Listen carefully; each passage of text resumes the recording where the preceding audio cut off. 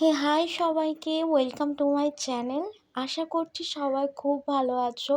আর আমি video on করব, আমার মা পাশ থেকে কথা বলবে না, এটা তো হতেই পারে না। উনি পাশে আমাকে কিছু একটা জিজ্ঞেস করছিল, ওটারই আনসার দিচ্ছিলাম। তো চলো আজকে ভিডিওটা স্টার্ট করা যাক। শাড়ি টাড়ি পরে রেডি হয়ে গেছি, এবার শুধু আলতা পরাটাই বাকি। আমি আলতা পরতে প্রচুর পছন্দ করি, বিশেষ করে পুজোর দিনগুলোতে। তো আজকে ছিল শিব চতুর্দশী। তো আমি যে রেডি হয়েছিলাম, ওটারও একটা ছোট্ট ভিডিও আমি শেয়ার করেছি ইউটিউবে আমার চ্যানেলে। তোমরা চাইলে গিয়ে আমার চ্যানেলে দেখে আসতে পারো, আর কেমন হয়েছে সেটাও জানিও। তো আলতা পরা কমপ্লিট।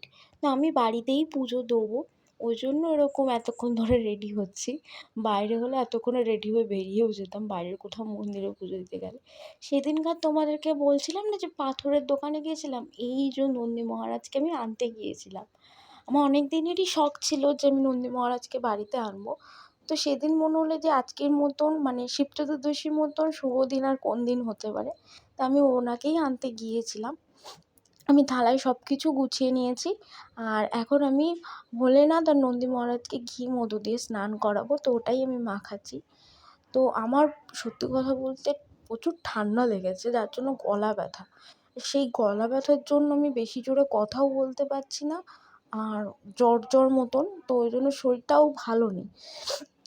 তো তোমরা যারা যারা ভিডিওটা দেখছো তারা প্লিজ কমেন্টে জানিও তোমাদের ভিডিওটা কেমন লাগছে। আর সবাই একটু লাইক করে দিও, কমেন্টও করো।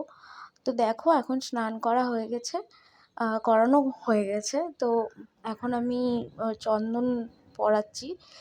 আর কথা বলতে বলতেই কাশি হচ্ছে। এরকম ওয়েদার চেঞ্জের জন্যই মানে আমার ঠান্ডাটা লেগেছে, হঠাৎ গরম হঠাৎ ঠান্ডা। এই ওয়েদার চেঞ্জের জন্য ঠান্ডাটা আমার লেগে গেছে।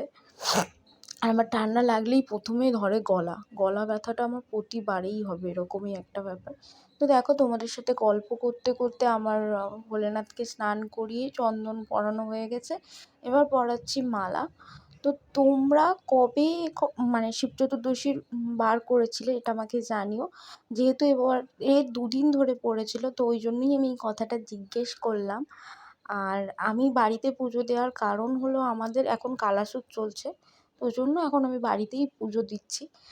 তো দেখো ভোলেনাথকে পুরো বেলপাতা দিয়েই মানে ঢেকে দিয়েছি, যেহেতু জায়গাটা ছোট, তো বেলপাতা দিতেই ভোলেনাথ আর নন্দী মহারাজ ঢেকে গেছে। তো তারপরে দেখো আমি গঙ্গা জল দিয়ে স্নান করিয়ে দিলাম আবার। তো প্রথমে ভেবেছিলাম মানে দুধ দিয়ে স্নান করাবো, তো আমি দুধটা পাইনি, তো গঙ্গা জল দিয়েই করালাম। আর ভগবান সব কিছুতেই সন্তুষ্ট আমি মনে করি, মন থেকে যেটা দেবে। তো দেখো পুজো দেওয়া হয়ে গেছে, এখন আমি একটুখানি ধূপ দেখিয়ে দিচ্ছি একটুখানি। আর কথা বলতে বলতে শুধু কাশি আসছে। তো এবার পুজো টুজো কমপ্লিট করে নিয়ে তারপর তোমাদের সাথে আমি ভিডিওটা আবার কন্টিনিউ করছি। আর আজকে তো খাওয়া দাওয়ার কোনো ব্যাপার নেই যে খাওয়া দাওয়া নিয়ে দেখাবো, যেহেতু আজকে সারাটা দিন ফল সাবু এসব খেয়েই থাকতে হয়। তো তারপরে যেটা আমি ঠাকুরকে দিয়েছিলাম আপেল, ওটাকেই আমি কেটে, কারণ ওটাকে খেয়েই উপোস ভাঙতে হয়, তো ওটাই কাটছিলাম। এই যে পুচকে মতন বেল, এটা আমার বোনঝি এনে দিয়েছিল। তো ওই মানে আমার দিদির বাড়িতেও আমি গেছিলাম, সেটাই দেখো, এই যে দেখো এ হলো রানী, এর নাম। মানে আমাকে দেখলে এত এক্সাইটেড হয়ে যায়, ও শুধু আমার কোলে উঠবে, আমার হাত চাটবে আর আমার হাতে ধরবে, মানে কামড়ায় না ঠিক, ও দাঁতগুলো নিয়ে এরকম ধরবে, ও কামড়ায় না সত্যি। আর ওকে দেখো বকেছে, এখন ওই জন্য চুপ করে বসে আছে, কিন্তু বকলেও কি কতক্ষণ চুপ করে বসবে।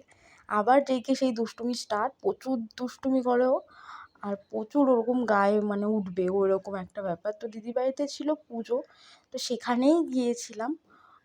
তো ওখানটায় গিয়ে তোমাদেরকে দেখাচ্ছি, দেখো এখানে পুজো। তো ঠাকুরকে যে দেখাবো সেই সুযোগ নেই, কারণ ঠাকুর পুরো মালাতেই ঢেকে গেছে। আর মালার জন্য মানে ঠাকুরটাকেই দেখা যাচ্ছে না, ভোলেনাথকেই দেখা যাচ্ছে না। তো যারা যারা ভিডিওটা দেখলে কেমন লাগলো জানিও ভিডিওটা। আর আমার শিব চতুর্দশী তো এরকমভাবেই কাটলো, তোমাদের কেমন কাটলো কমেন্ট করে জানিও। Thank you for watching.